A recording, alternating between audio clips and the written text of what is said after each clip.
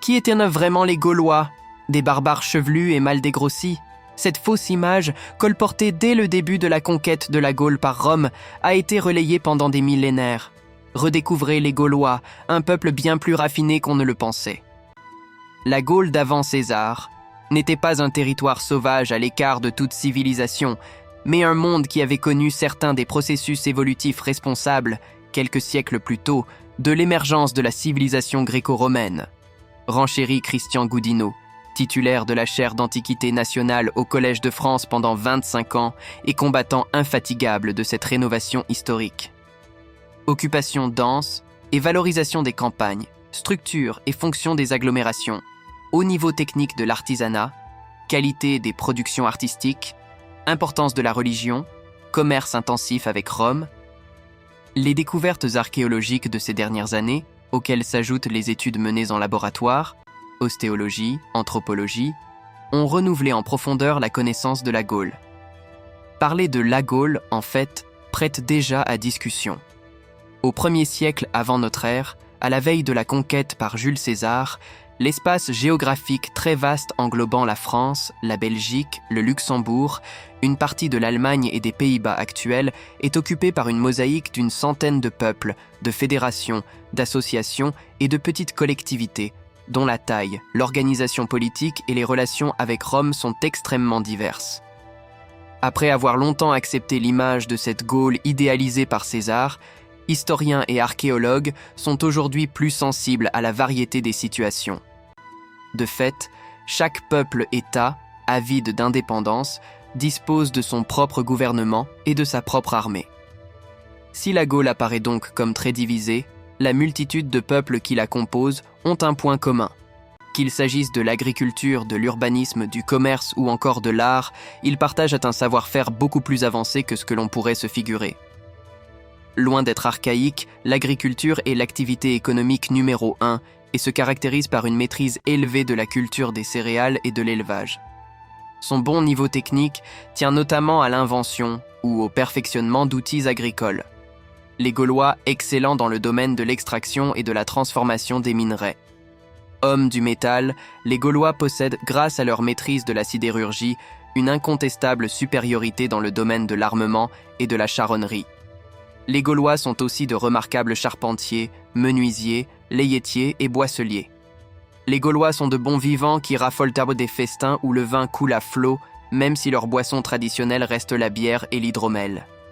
Ce sont les marins commerçants grecs phocéens qui fondent Marseille en 600 avec un J, C, qui leur ont fait découvrir le vin. Ces colons importent et redistribuent parcimonieusement des vins grecs et étrusques. Mais ils cultivent aussi sur leur territoire un vignoble, d'abord pour leur consommation personnelle. L'expansion des villes, du commerce et de l'artisanat stimule évidemment la monétarisation des sociétés gauloises. Les Celtes, recrutés comme mercenaires par de nombreuses cités gréco-romaines à la suite de leur expansion vers le sud à la fin du IVe siècle avec un J-C, ont introduit la monnaie dans leur monde lors de leur retour au bercail. Le caractère foncièrement rural de ces populations ne fait pas obstacle à l'éclosion et au développement des premières cités, les oppidas. Il existe, pour chaque peuple gaulois, un oppidum principal susceptible d'héberger plusieurs milliers d'âmes. Établi en général au centre d'un réseau de routes terrestres ou fluviales, l'oppidum ne sert pas uniquement de refuge aux populations alentours en cas de danger, comme on l'a longtemps écrit. C'est aussi un lieu qui accueille des activités commerciales, artisanales, religieuses et civiques. Bibracte est l'un des représentants les mieux connus de ces oppidas. Les Gaulois comptent dans leur rang des artistes de haut vol, dont les productions ne nous sont accessibles que par des monnaies, des parures, des armes ornées, des vases. Au fait, quel idiome parlent ces gaillards? Les linguistes manquent d'informations sur ce rameau du celtique continental. Seuls quelques brefs textes de nature économique ou religieuse et quelques imprécations magiques ont franchi les siècles, mais aucune littérature proprement dite, épique ou mythologique. Les Gaulois écrivent très peu, et quand ils le font, recourent aux alphabets des peuples avec lesquels ils sont en contact. Les Étrusques d'abord, en Italie du Nord, puis les colons grecs de Marseille, les Romains, enfin.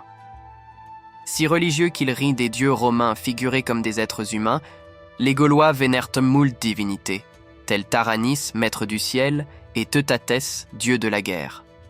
D'autres sont plus spécifiques. Cernunnos, dieu de la fécondité à cornes de cerf, Epona, protectrice des chevaux, Lugus, gardien du feu. La mort, un passage vers le monde d'en haut où, pour ceux qui ne peuvent y accéder, une descente sous la terre avant que l'âme ne se réincarne et revive.